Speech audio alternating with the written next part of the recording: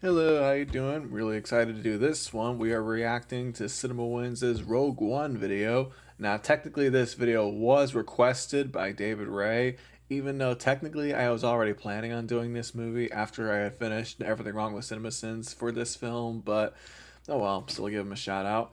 And that'll be this will be fun because Rogue One is personally my favorite Star Wars movie from the Disney era. I mean, it seems to be the consensus, better than the sequel trilogy and Solo. And I rewatched it too after, well, obviously I had to rewatch it for these videos, but rewatching it after Andor had finished was really cool too. I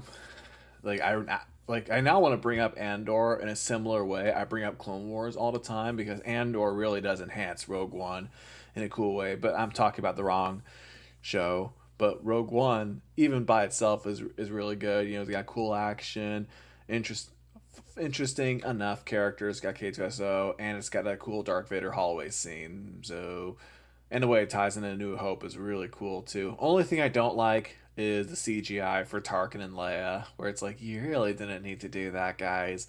So anyway, let's just get this video over with. Oh man, I just saw in his description, The Last Jedi teaser. Who's watched it over a dozen times so far?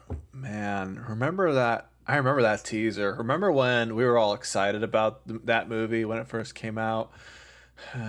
Man, I miss those times when we could just be excited for a Star Wars movie. We could be excited for anything Star Wars, literally. Anyway, we're getting off topic. Let's get this over with.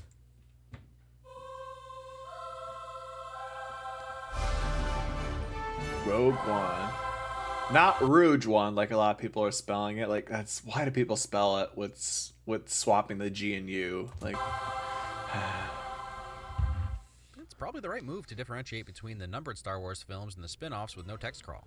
yeah, I mean, I personally always liked that, even though I just respect the way Solo did it. But I know some people didn't like it, which I'm like, yeah, I can see why, but it's their way of saying, well, this isn't part of saga. You don't have to watch it if you're binging all the movies. Even though I would want to put it in there now.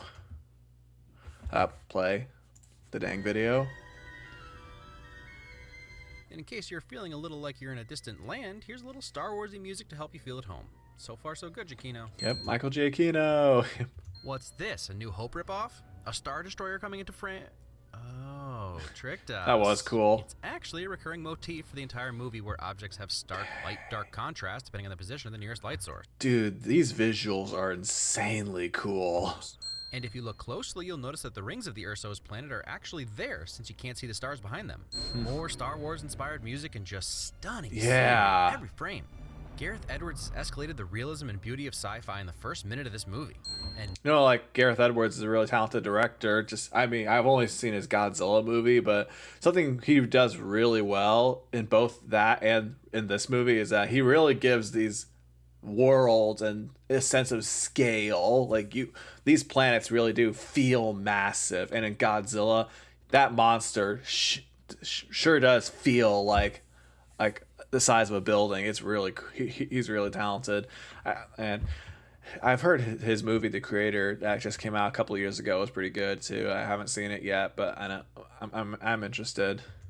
now, just over the 1 minute mark, we're totally sold that this movie takes place right before Episode 4 in a desolate Empire-ruled universe. Hugging. Old One Eye looks like he feels right at home in the countryside.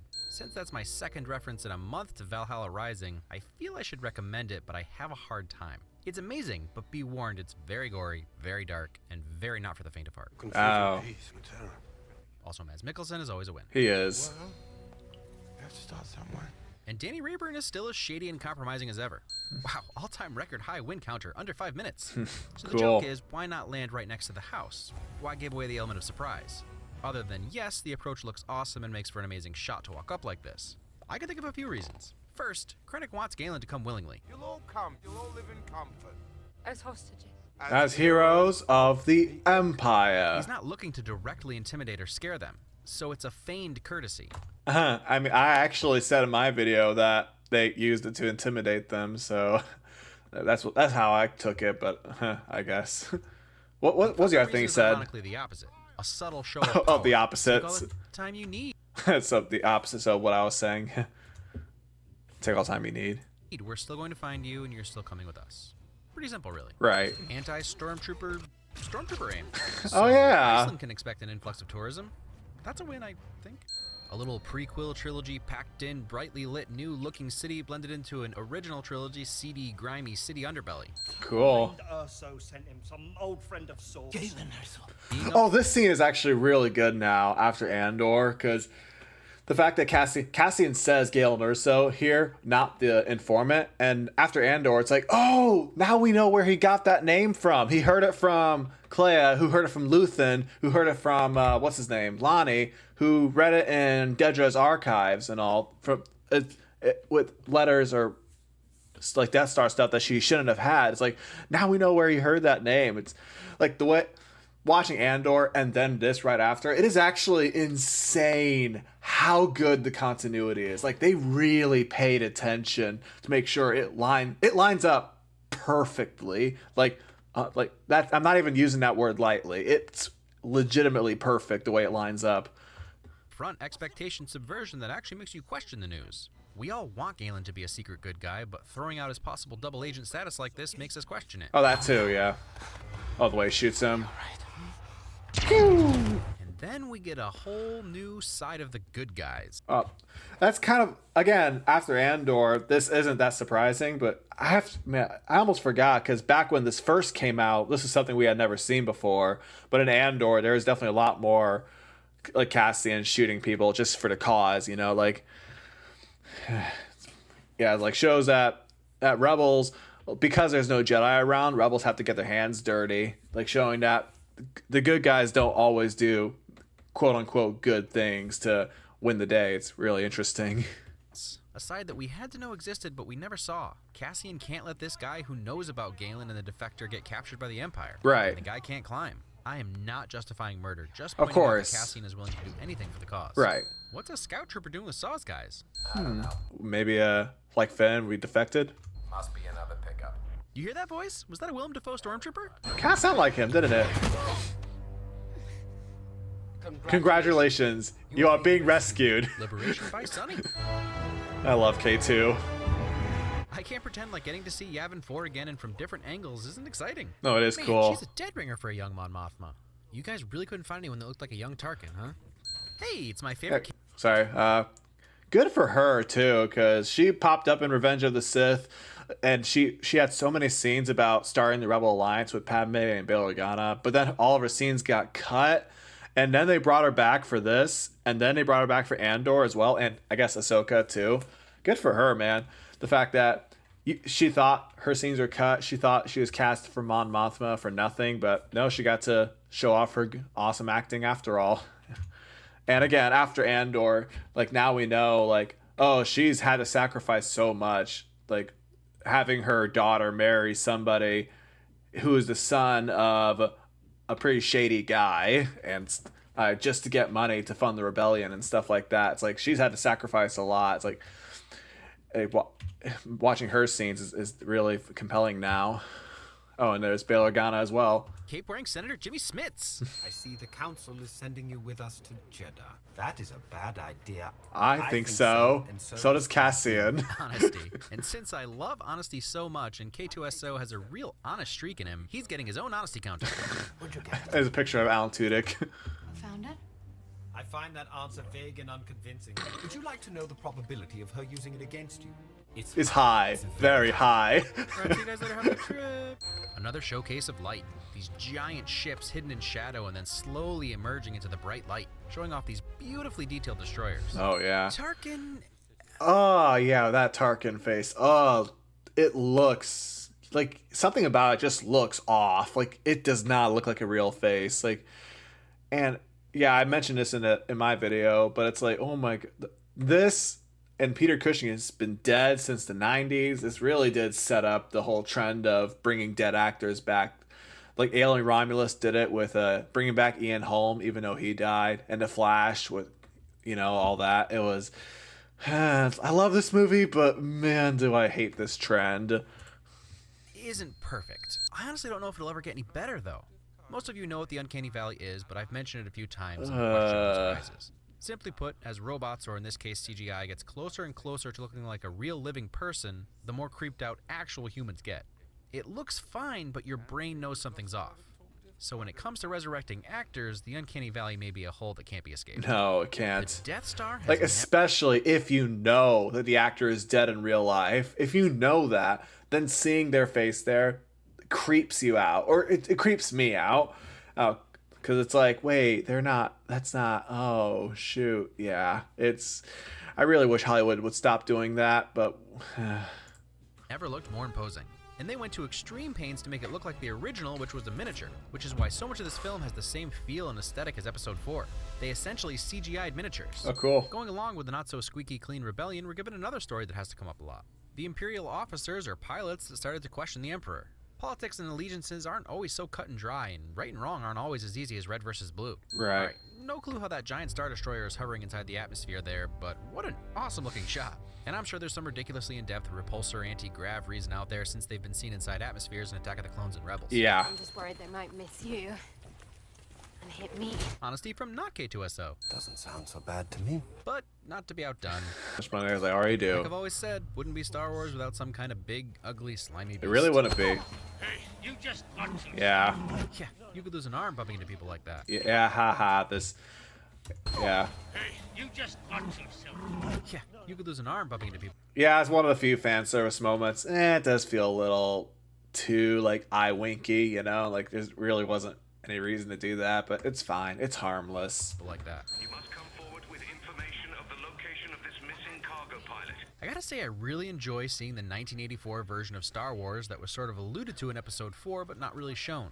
The Empire's iron fist is clearly felt throughout the galaxy. Oh, yeah. There's this understanding right from the beginning that you don't mess with the Empire. Again, amplified if you watch Andor, just the amount of crazy stuff they do, like imprisoning people on such flimsy accusations or charges, and the Gorman massacre. Like, they intentionally wanted the Gormans to attack them so they can attack back. They really are Nazis. First firefight brings us right into Star Wars, but a grittier version where stormtroopers do often kill people. That's true, yeah.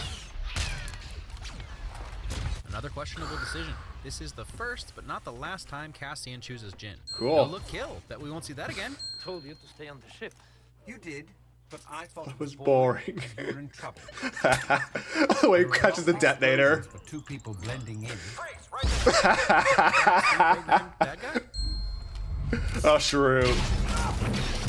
So, Chirrut is the Daredevil Jedi. I was literally gonna mention Daredevil. Like, he literally is Daredevil in this, and that's cool. Is your foot all right? Also, he's amazing. Closest thing we get to an actual butt-kicking Jedi. And his buddy's not so bad either. Also, saving your crazy blind fanatic friend. Clear of hostiles. What hostile? Of all days. Apparently, no one told Saw about the Force, or fish-faced admirals. It's a trap. You can stand to see the Imperial flag reign across the galaxy. It's not a problem if you don't look up. And that's pretty much Jyn in a nutshell. Keeping her head down, just trying to get by. Yeah. Pilot. I'm the pilot. I'm pilot. Independence Place Day? to Oh. weakness deep within the system. A flaw so small and powerful. Oh, that, yeah. Find it. Man, I love that. I feel like I could have written this screenplay. And had I gotten to the original trilogy before this movie, that would have been my justification for the flaw. I swear it. Okay, so yeah, they've solved the quote-unquote plot hole on why there was a hole in Death Star. Before this movie came out, I don't remember actually really thinking about it that much and really considering it a plot hole, really, because I think it makes sense that there would be an exhaust port. Like, I've heard people explain why it would be there, but that, like, Galen Urso put it in there. Sure, why not? I'm fine with that. It's cool. Yeah, that's an appropriate reaction. Your dad is alive, he's actually a good guy, and he just put the weight of the rebellion on your shoulders. And I've got to give it up to Felicity Jones. This moment, her walls are smashed and she's lost all over again. Saw gets some flack for this, and sure, he's not sacrificing himself for anything really, but he said earlier, There's not much of me left. so he means exactly what he Right. says. He wouldn't have made He's it. done running because his life is pain. He can't breathe without that thing, and after seeing Jin and knowing there's hope for the rebellion, he's done fighting. Right. I'd even venture to say that he understands there's not a need for his brand of rebellion anymore since Jin will lead the charge. That's true. Originally, Alderaan... I remember somebody pointing out when he died, you can see him like open his mouth for a second. I think somebody pointed out he was actually saying Steela, which of course was his sister who died in Clone Wars, so that's pretty cool. just blew up. Then we got to see the First Order blow up 5 planets and saw the beam approach from the inhabitants' perspective. I remember that, this yeah. time we're on the planet watching layers of Earth rippling up in a giant wave like nothing we've ever seen before. This was insane. On the horizon. There's no horizon. The whole city? Tell me. All of it. I mean, at least, right? Can we get Neil deGrasse Tyson away in? That has to be Really? a planet extinction level event. Literally, And yeah. Absolute destruction has never been quite so pretty. You don't believe me? I'm not the one you gotta convince. I believe her. Believing Thank in you, your new Shrewd. acquaintance. We're close, I know that. Well, now there's a 35% chance of failure. And the whole system Goes goes down. That's how you said it. The whole system goes down. Alan Tudyk, man. Fire! Stop! Stop! Credit! Stop! It was me! Protecting your doomed friends. That look when you know that even though your shirt is white, it's actually red. Ooh. You might be thinking, well, that was unexpected. But isn't it fair to say that once you've been in a firefight, then captured, then nearly escaped death with someone, that you create a bond with them? It happened quickly, but you see the twinge on Cassian's face when he gets the orders to continue with the plan. Is Right. it fair to call it a no-look shot when you're blind? Yeah. It is. No-look shot. Bet we won't see that again. And 2 bad guys, 1 TIE fighter. Cool. Ever win killing Maz, but at least they get us prepared for what's coming. Baze is like the definition of anti-stormtrooper aim. Does he ever miss? Some of us live it. I've been in this fight since I was 6 years old. And there's your difference and also similarity between Jin and Cassian. She's been surviving, he's been fighting. But both since they were young and alone. Mustafar's volcanoes and lava seem to have calmed down a bit. Oh I yeah. think they asked Hayden to do this scene. No, they No one's didn't. gonna see your face, but we'll know it's you. That would have been cool, but oh well. And catches some flack. Honestly, short of Darth Vader doing the Macarena, you're not going to hear me complain about seeing him on screen with James Earl Jones' iconic voice booming through. Careful not to choke on your aspiration. On screen with James Earl Jones. No, seriously, yeah. It is still cool seeing Darth Vader. Rest in peace, James Earl Jones, too, because, yeah, he was amazing, and this is the last time we heard his real voice, because I'm pretty sure in the Kenobi show that was actually an AI voice, because he did sound different in there compared to here. Iconic voice booming through. Be careful not to choke on your aspirations, Any excuse to force director. choke someone. In the same way that Wolverine earned his one-liners, Vader can pretty much say what he wants as he force chokes you. Yep. This doesn't make him less cool to me. This makes him a tad more unhinged. Death Star, this is nonsense. What reason would my father have to lie? What benefit would it bring him? To lure our forces into a final battle. I'm not going to draw any real-life parallels, but it's scary how realistic this is. The official report was, Mining disaster. unless someone on the Death Star or on Jeddah pulled out a smartphone, there isn't going to be any visual record. And even then, who are you to say that it's too big of an explosion for a mining accident when the media and government says otherwise? To be clear, I am not a 9/11 truther. Just Well done, terrible. What does anybody want to explain what the 9/11 thing is? Truther, what that theory is. I don't know what it is, but also, do I want to know? Because I'm not sure. Things on behalf of the rebellion. Spies. Saboteurs. Assassins. I couldn't face myself if I gave up now. smart way to create these characters willing to sacrifice everything for the cause. We've already compromised so much, one final shot at redemption would be very appealing. Yep. I'll be there for you. Friendship. Cassian said I had to. Rogue One. Wonder where they're going. Probably somewhere with bigger recon towers, I bet. Man, I wish I could sit down. Oh, I remember seeing a video on Facebook, which was like a meme where back when Disney said they were going to make one Star Wars movie a year, one Star Wars movie was going to be about this guy, and the whole movie would be about him being stuck up there and bored and all. Just remember that. That was really funny. Anyway. I must return to Alderaan to inform my people that there will be no peace. And to tell them to evacuate the planet? No? They still gotta die? Yeah. Alright. Friend, Jedi. You would meet someone you can trust. I would trust her with my life. Well, I mean, she's your daughter, so that's good. Yeah. Also, is it gonna be strange for Bail Organa since he's picturing an Ewan McGregor-looking Obi-Wan and he's going to find a more Alec Guinness-looking one? Sure. In the cold, dark vacuum of space. Sugar coding. Not me. I can survive in space. Jin's not a Jedi, but I like to think her selfless acts and leaning on the Force like this, even if it's just as a lucky charm, she's come as close to being a Jedi as she can. If we can make it to the ground, we'll take the next chance. And the next. On and on until we win, or the chances are spent. This is kind of the manifestation of hope, one step at a time. We will make it no more than 33% of the way before we are killed. If there's one thing I've learned about droids, it's that their statistics mean diddly squat. And there's 3PO and R2. Why does nobody ever tell me anything, R2? What did you say? Did you just say AT-AT? It's AT-AT. say AT-AT. I mean, even though it's technically an AT-AT. It's AT-AT, guys. Aw. Your behavior, Janasso, is continually Unexpected. Making new friends. Psych! Apparently Baze hasn't seen Empire yet. Yeah, these space battles are really After we give us cool. what we've proven to love, we get an epic space battle mixed with the new aesthetic of the beach, aerial, and ground battles, with X-wings, wings, and a crap ton of TIE fighters and TIE strikers. Stick close, Red 5. That is some archive footage. Poor Porkins 1.0. But hey, Luke needed a call sign, right? Yep. No Luke kill. Bet we won't see that again. Stellar Sphere. Stellar Sphere has to be the technical name of the Death Star. Black Saber. Dark Does Saber. this mean the Empire has a whole file on the Dark Saber? That's cool now, because now we know in The Mandalorian that Moff Gideon now has the Dark Saber after reclaiming after the Night of 1,000 Tears, whatever it was, when they destroyed Mandalore. So that's cool. Well, now that we know that. Goodbye. K2, no. Self-sacrifice. I want the Force is with me. I want the Force, and the Force is with me. Faith. Will always find me. Force is with me. I'm one with the Force. I've got to give them credit for getting us to care about the love between these two. And whether Baze really believes in the Force or not, he does his best to comfort Chirrut. Oh, man.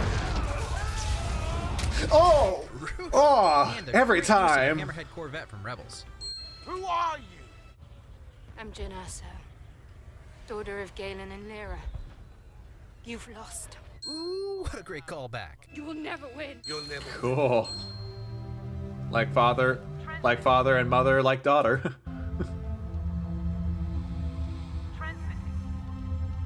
I don't envy having to fill John Williams' shoes, but I think Michael Giacchino blended the familiar themes we know with something new and somber really well. Yeah. No, actually, Michael Giacchino's music in this movie is really underrated. Like, I think his new music is really good. You know, like the Jen and Hope suite is really cool. And I like his Imperial theme, but I love too that he always makes sure to reuse a lot of John Williams' themes. So this still does feel like it's a part of the Star Wars universe. Just, yeah, he's a great composer, man. I've been talking about him a lot, I feel like, in a lot of videos. So yeah, and there's a reason for that. He's amazing. So play the dang video. Even I feel a little bad for Krennic. Hoisted by your own petard? But yeah, come up. Yeah. Well, I know some of you were hoping that Cassian and Jin were raised parents, but that seems unlikely. Oh crap! I forgot about that. Yeah, there were fan theories that Jen was Rey's mom, wasn't there? And one of the biggest reasons people were saying that is because, well, Jen and Rey are both British. Like, man, there's a whole thing with Rogue One. People are saying, like, oh, Rogue One has to tie into the sequel trilogy, right? Why would they release a movie about this if it doesn't tie into the sequel trilogy in any way? But no, it didn't. Rogue One was just kind of its own thing that, yeah, it wasn't meant to tie into any of the other movies, well, except A New Hope. Also, holy cow, this scene is so much more heartbreaking after, say it with me now, after Andor, because spoilers if you haven't seen that show, but that show ends with Cassian being with this girl named Bix, and then Bix leaves because she wants Cassian to be committed to the rebellion instead of leaving to be with her, basically. And she was told by a Force user that Cassian has a fate that has a purpose for being part of the rebellion, and so she wants Cassian to fulfill that. So Bix leaves Cassian without getting a chance to say goodbye, and turns out she was pregnant too, and she has a son on this other planet, and Cassian never finds out. And now watching this scene, it's like Cassian dies on this planet. He dies saving the rebellions, getting the plans for the Death Star, not knowing that he has a child out there. And it's like, oh my gosh. Like, it's like before this scene was sad enough, but now it's like, oh, I don't want to see Cassian die. Like, now it's like, now I'm watching Rogue One again, and it's like, shoot, I don't want to see him die now. God, I want him to be with Bix and all, but yeah, now, like, that's amazing that they were able to get me to care about him, because originally I was like, he's a fine enough character, but now I hate to see him die. That's how you know you did a good job. Play. I don't know what's wrong with that keyboard. More self-sacrifice, and I give them some credit for a tasteful death. Yeah. Heck yeah!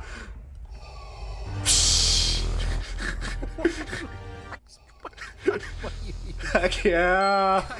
I love you, brother, but man, oh man, you're just a little kid playing with the Force compared to. Oh yeah. This is my favorite scene in all of Star Wars. Hyperbole? Just fan service? I can't say who cares hard enough. This is it. This is the Vader we all dreamed about at his peak of. Oh yeah.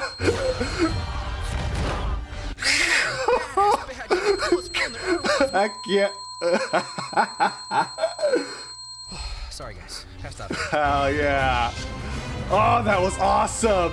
Yeah, Darth Vader standing in open space. Yeah. With the Imperial March. Oh, Leia. Hope. Rest in peace, Carrie Fisher. You will be missed. Yeah. I'm glad that you were the connecting tissue between Rogue One and A New Hope. And thank you. Oh, this is pretty eerie too. The fact that this actually came out a couple weeks before Carrie Fisher's death. Like, that was actually really eerie. And then seeing that, like, it wasn't even intentionally meant to be after her death. Yeah. Man, it's sad how that turned out. Yeah.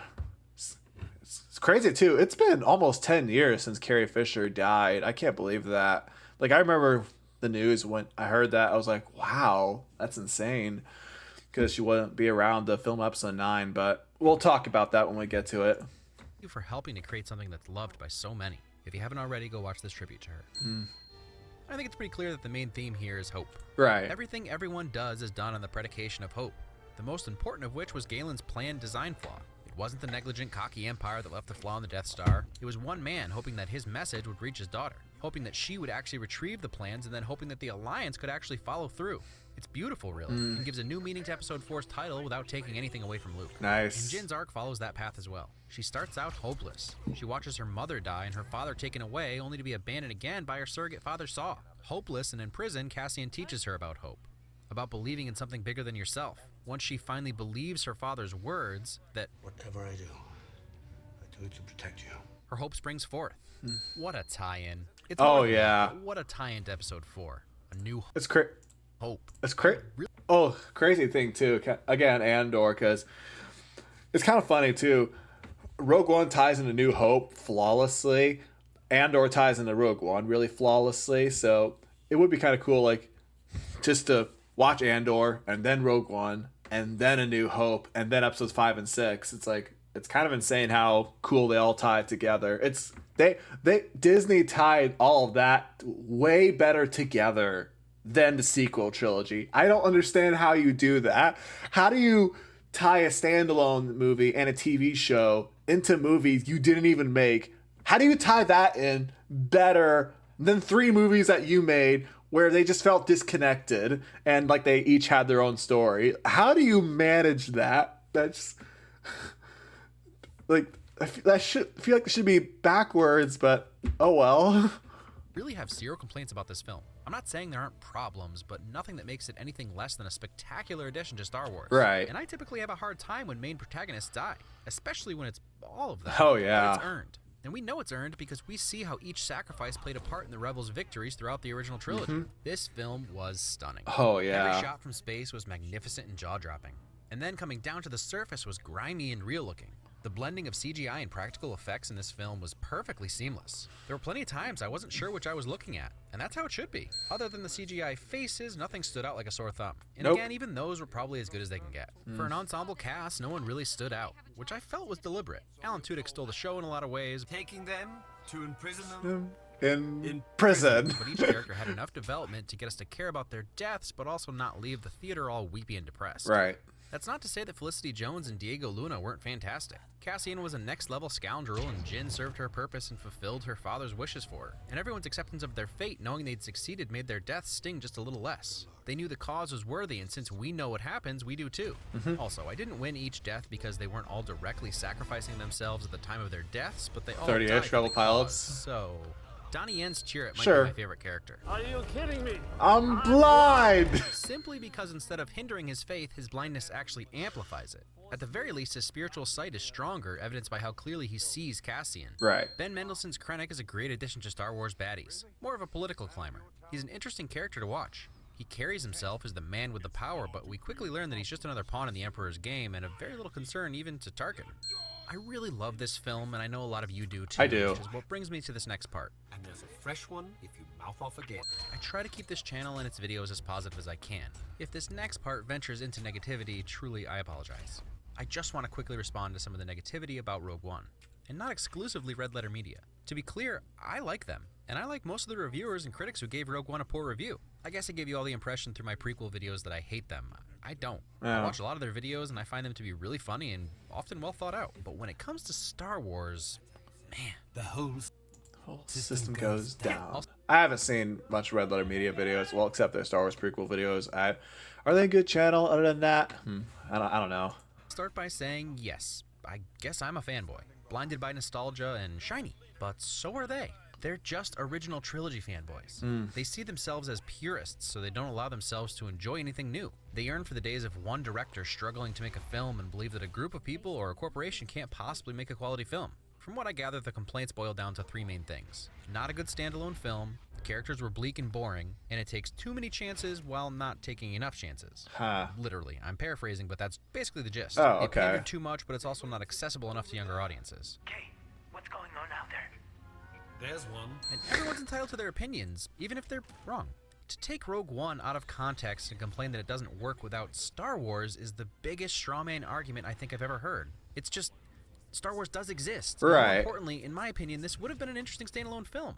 It would have had to have been 3.5 hours long to fill in all the lore, but that's why it's a spin-off. Right. Everyone already knows what the Force is and what happens to the Death Star. This movie was a love letter to the original trilogy more than anything else. Right, The characters yeah. were simple but still well written. Clear and interesting. Jin's story was a straightforward one, sure, but as a character to bring the story up to episode 4, she's perfect. It's hard to argue this point, but that's why the characters weren't given extensive backstories. The focus of this movie was bridging the gap and filling in the blanks, which Right. most of the viewing audience was happy to see. Yeah, and if you want backstory for at least one of the characters, Cassian, you can watch the show on Disney Plus. I'm not being paid by Disney. I swear, it's a really good show. So it's only you only got to watch 24 episodes. It's only 2 seasons, but yeah, for me, it's legitimately the best Star Wars from Disney ever. I don't completely disagree that a war movie was a risky move, but I honestly give Disney credit for not making a totally accessible story. No, I appreciate about this one. This movie actually does feel like a war in Star Wars, so I really like that. The sacrifice of these characters give weight to the entire universe. I'm in no way saying this movie didn't have problems. Not every performance was spectacular, some of the characters' decisions seemed off, changes of heart a tad too quick, and there wasn't the same level of comedy that we've come to expect in Star Wars. It was dark. It was gritty, I had a hard yeah. time not drawing parallels to Halo Reach, but that was the point. In the darkness, there was hope. The throwaway line in Return of the Jedi about how many Bothans died gives weight to the information about Death Star 2.0. Knowing that Right. an entire group of rebels sacrificed themselves to save the galaxy from Death Star 1.0 and tyranny is a great story. I love that the too. apparent universal critical hatred of fan service just boggles my mind. Just because something is easy or plays on nostalgia doesn't mean it's not awesome, or that it's not exactly what the fans wanted. And you don't have to be a fan person to understand why this is epic. Cut this? Don't put Vader in the suit at the end of Sith? I don't... What? Why? Who said don't put Vader in the suit at the end of episode 3? Who said that? Like, did anybody say that? Why would you not want that? Like, that was the whole point of the prequels. Seeing Anakin become Vader. Like, why would you not want that? Like, what? What? Do you even like Star Wars? This freaking scene created more joy in my soul than any movie-going experience in recent memory. Seriously. I don't want to experience a reality where this doesn't drop my jaw and keep me smiling for days after. I know that's weird considering he's murdering everyone, but what can I say? That's true, yeah. I said this in my Batman v Superman video and I got some hate. Please don't misunderstand. If you thought that the Vader hallway scene was, as one reviewer put it, one of the worst sequences in the history of the Star Wars, Who said that? because it was just supposed to bring you joy and you got mad because you felt pandered to. I wish you could feel the elation that the rest of us felt. Absolute cynicism can be yeah. I feel that same way with some movies where it's like I feel bad that some people don't feel as excited as I do. Sometimes I feel like with Spider-Man No Way Home, Deadpool and Wolverine is another one. Some people didn't like it, thought it was too pandering, but I'm like, man, I wish you could have felt the same excitement I did when I watched it. But oh well, you can't please everyone. Poison to the soul. But absolute optimism can be diabetes, so there's that. Congratulations. Right. It's become clear to me that a lot of traditionalists, let's say, would like Star Wars to be episode 4 through 6 and that's it. Don't add to it, don't take anything away. And they're entitled to that. But no one can ruin your memories of those films, as long as you can find the original cuts on Blu-ray. And no one is forcing you to keep consuming new media. I mean, are they? I guess I had considered that. Please, blink twice in your next review if you're being held at gunpoint. That's true. The rest of us are... Oh my god, that is so true. Oh man.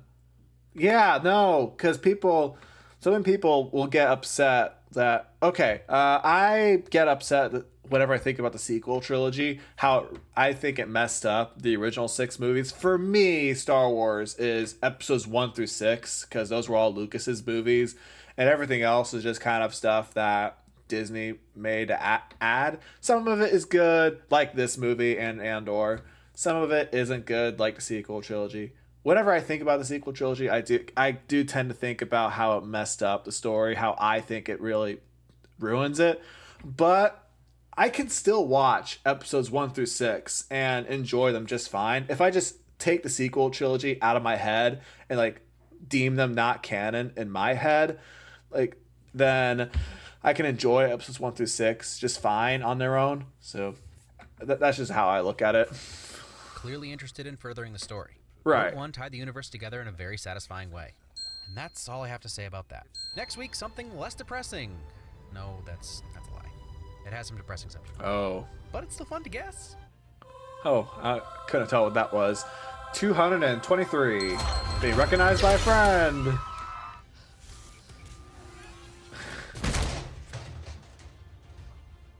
Did you know that wasn't me? Of course. That was my reaction to CinemaWins Rogue One video. Oh, yep, really enjoyable, really fun movie, and don't really have too much to add except would have been. I mean, it kind of sucks that he made this before Andor because there's so many things he could have brought up, but oh well. I mean, it still works as its own movie too, even ignoring that. So, yep. Really excited to get to the next movie in the series chronologically, which will, of course, be next week. So, because I thought it would be really fun doing Rogue One and A New Hope back-to-back, since they really do tie into each other really well. So, yep, that'll be all for now. Peace.